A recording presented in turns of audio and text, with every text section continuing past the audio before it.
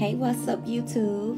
It's your girl Kim Joseph, and I am about to show you how to do these jumbo goddess braids. So hopefully you can see it. I'm using my stand. I don't have anyone recording, but I'm gonna try and get all those angles for you so that you can see how to do these jumbo goddess braids. Boom. Yeah, so that is my YouTube link. Make sure you guys subscribe so that I can keep these videos coming. youtube.com/c/hair science. And please give me thumbs up if you learned from this video. And please share, guys. Yeah, so we're in fast forward mode, but that's only because I'm just doing a part down the center of her head and separating one side from the other. Okay, and this right here is my favorite to use. It's Mari's Edge Control. You cannot use too much because it will leave white residue, but it's perfect to use to define the center part. So I use it only in my parts. And so once we apply it, you'll see that I am going to go through with a fine-tooth comb and push one side of her hair from the other side of her hair, and it is going to define my part and leave it like that as I braid. So yeah, that's what I'm doing now.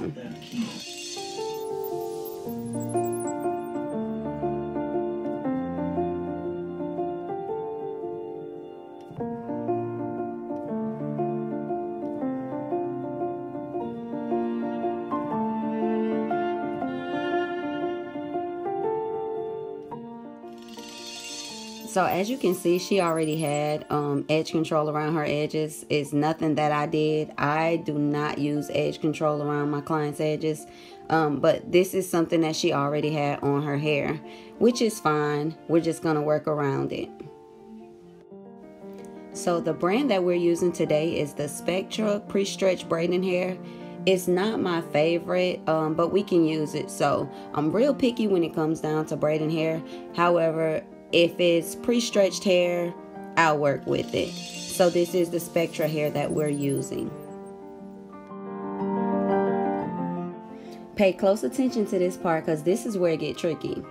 So I'm sectioning her hair off in 3 different sections, of course, on this right side. And remember, it's 2 sides, a left side and a right side. We're solely dealing with the right side right now. So we're going to separate the little triangle part that you've seen in the front, and then we're going to split it going down the middle. And this makes it far easier to braid. All right, here we go. So we're going to take this first section. We're going to bring it up and over the top portion of the bundle of hair. And we're going to keep it in 2 different sections. Fold over from the left, and then we're going to fold it over from the right. I'm trying to make sure you guys can see.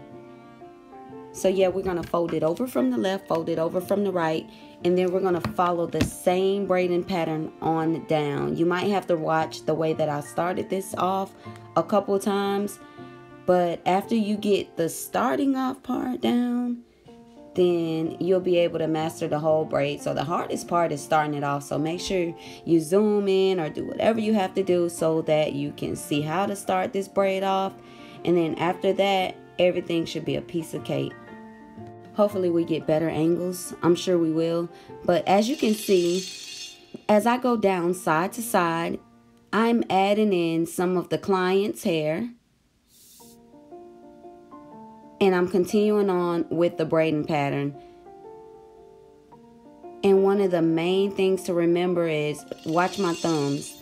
You're going to use your thumbs to brace each strand of hair from side to side to make sure that it does not unravel.